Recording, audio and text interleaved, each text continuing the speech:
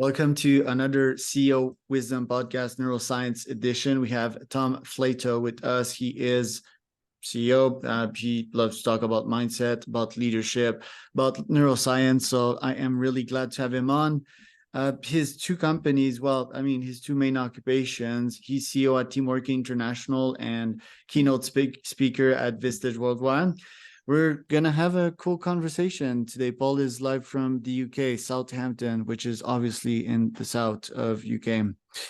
This podcast brought to you by podbuyer.com. If you want to start, scale, or be invited to a podcast like this one, or even find sponsors, monetize your podcast. Podcasts are fun. Podbuyer.com for that. Tom, can you say a little hello, introduce yourself, and tell us about what you're up to nowadays? Hello, and pleasure to meet everybody. What am I up to these days? Well, I am taking advantage. I'm going to be really honest here. I'm taking as much advantage as I can of the amazing weather we have got in the UK at the moment.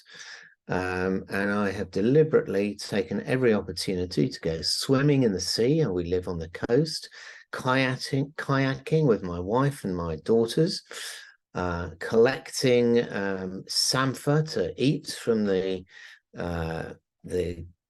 rivers and inlets near us in the kayak, and I've been really having an amazing time. It might not sound like I'm doing a lot of work, but I am. And on top of that, I live in France, and we've come back here for a series of gigs. I'm a bassist in a very cool band. And so I am living, as we say in France, la vie idéale. La vie rose. Yeah, exactly. All right. Well, okay. How did you get there? Tell me your story. So, my training was very much at the technical side. I did a degree in engineering, and realized I wasn't cut out really to be an engineer. And I was one of those people who love science and love arts. So very naturally, my sort of journey took me to mindset, sort of training others, helping others get where they want by looking at their mindset, and in particular, the neuroscience behind how they behave, what goes on in the brain, what can get in the way, the identity we create about ourselves and how that sabotages us sometimes. And I find that has been absolutely invaluable for my own personal development, and I love imparting that wisdom onto other people, either individuals or leadership teams, as the case may be. How did you get your fascination of neuroscience? Where does that come from? Well, really by accident. There's a lot of things in life happen on accident, by accident. And as I said, I was always fascinated in the sciences, but I was also fascinated in sort of human development, psychology, but I never formally studied that, because in the UK system, you either go science or you go arts, and I went science route. And so it's something I very much had to teach myself after my formal education. But, I have had various sort of postgraduate trainings in applied neuroscience. So it has been a mixture of formal learning, self-learning, reading as many books on the subject as I can get. And it just absolutely intrigues me. As I say, it's that cusp between the arts and the sciences. So, absolutely fascinating, and it provides an explanation to people. Why am I like this? Why do I get anxious, or why do I flare up, or why aren't I achieving what I could, or whatever it is? And we can often train it back to the science of the brain, what's going on in the brain. And when I'm coaching people, it has a very, very profound impact if we can bring the science of why people do the things they do and why sometimes they sabotage their own success. It gives it a lot more credibility.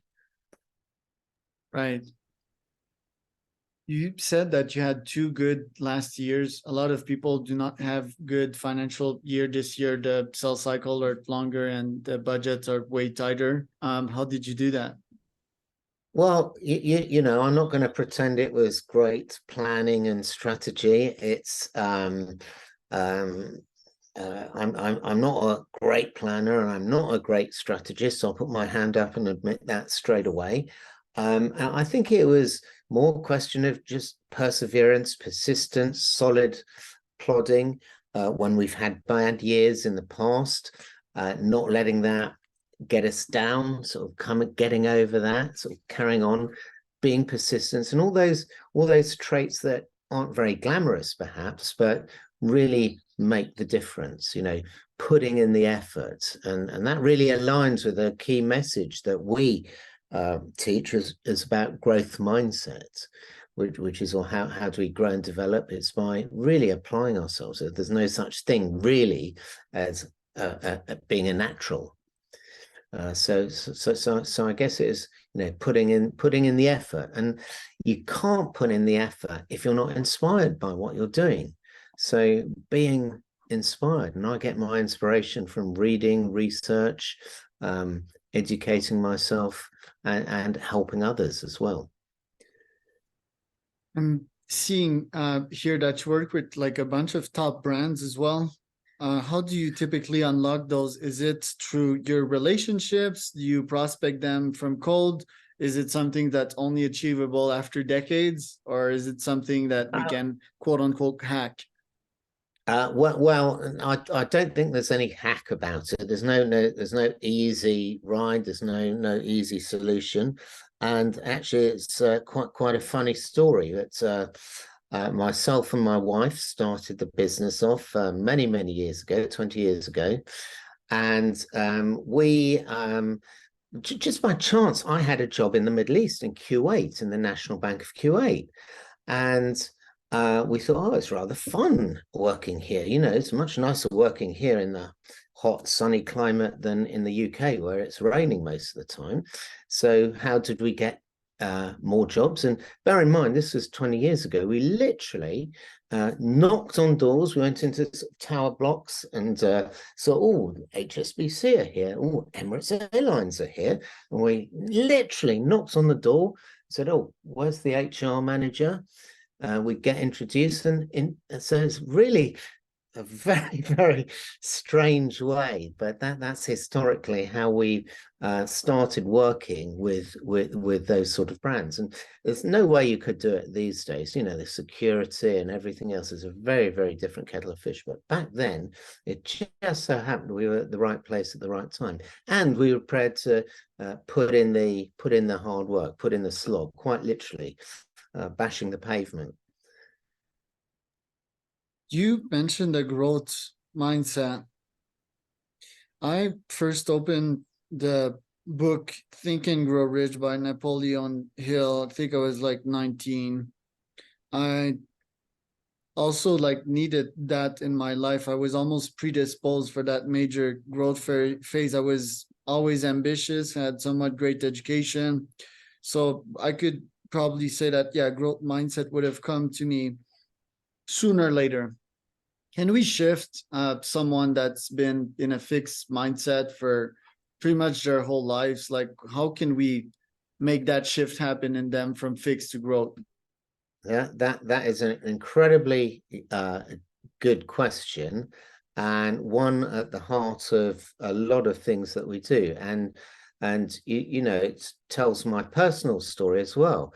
I had a fixed mindset. I was always told when I was growing up,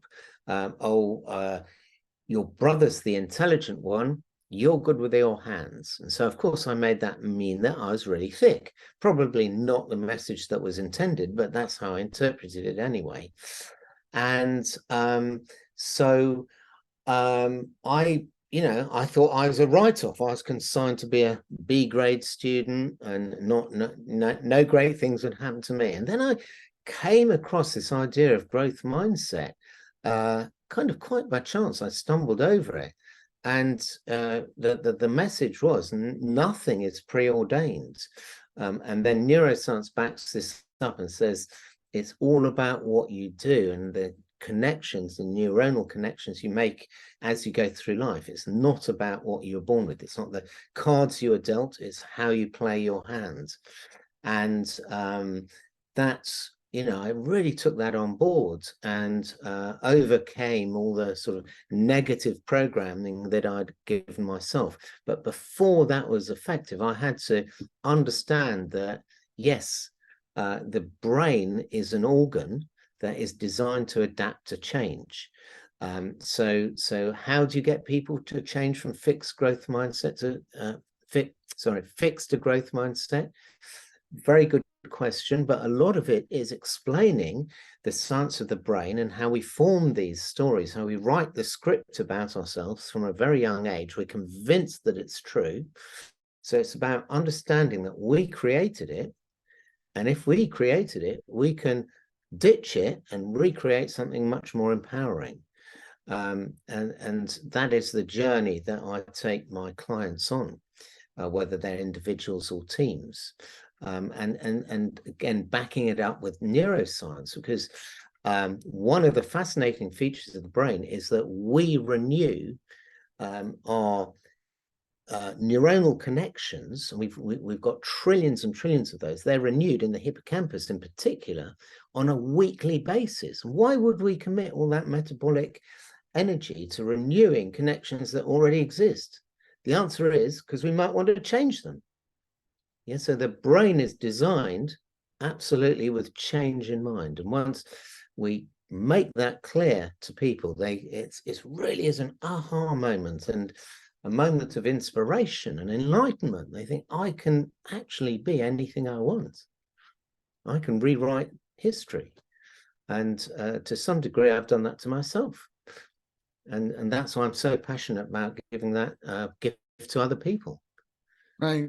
And what challenges do you see in CEOs that have the growth mindset nowadays, but say have faced tough challenges like COVID or this economical downturn? Like, what challenges do you see into them, and what potential solutions you have for them? Yeah, well, we've looked at this a lot, and clearly, there are challenges on the top of everyone's agenda, particularly the C-suite these days, are the economic uncertainty and the geopolitical tensions, as you've alluded to. Also creating remote cultures, post-COVID. How do we create, we're used to having creative leaders are used to, I create the culture in my office. Now that's gone. We have to create something, and that's why there's this, I want everyone back in the office so I can create a culture. But there's the opportunity for something much, much richer than that. The other challenge we see universally is people just being absolutely overloaded and completely snowed under. They don't know which way to turn. There's no time to really think. So it's, how can we bolster resilience, agility, adaptability? How can we support employees and minimize burnout? And the other sort of top concern that we help with is, how can I attract, retain, and inspire new talent to my business? So those are the sort of key things that we're finding people are looking at, and that's where we help. Companies are changing nowadays. There's AI in the mix. How do you think leaders should utilize AI, and how this new landscape is impacting businesses nowadays? Yeah, that's a very, very interesting question. I've got to sort of admit straight off, I'm not an expert in AI, but it is on my agenda for becoming not an expert, but at least well versed in it. And it's absolutely true that companies that don't embrace it will be history. So I think it's so early days. It's very, very hard to say what direction that will take. But from few people I've been working with, they have been using it to save inordinate amounts of time in terms of sort of marketing, creating visuals, And I think it will create a lot, complete rewrite in jobs and the sort of skills we need, because, for instance, copywriting is probably something that is consigned to the past, thanks to AI. A lot of marketing operations, in fact, almost anything you can think of.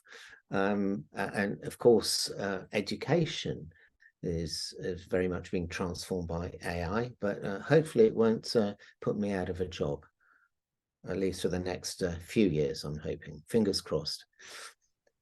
And how does that affect the human brain? Like, how should we rewire ourselves to this new reality? Charles, I think that is too early to understand quite the implications at the moment. All I can, I've lived through various revolutions, including, I remember when I was at school, when calculators came in, people said, oh, we can't let children use calculators. They've got to use slide rules and logarithmic tables. Otherwise, they'll end up stupid if they've got a calculator. That, of course, didn't happen. We adapted and learnt new skills instead. Then I remember the introduction of personal computing and microcomputers, and everyone said, oh, it'll cause mass unemployment. Everyone will be out of a job. Of course, that didn't happen. There was a bit of a shake-up, but it just rewrote the way we worked. And I think exactly the same thing will happen with AI, and there's going to be an intelligent way of dealing with it if we're socially intelligent, or there could be some ill effects if we're not very clever as a global society, how we deal with AI. And I do think it's one area that does need not only national cooperation but international cooperation to agree standards, norms, and so on. Last question. We see a divided society in the US. We see people fighting a lot, especially since COVID, like online debates. They're not the best reflection of physical debates. Neuroscientifically, how do you suggest people should debate and think and add value to one another through discussions like this one, so that we can have a more scalable humanity? Yeah, very, very good question. And again, I think the jury is out on that. But I mean, we see this sort of social divide largely because of echo chambers created by social media. And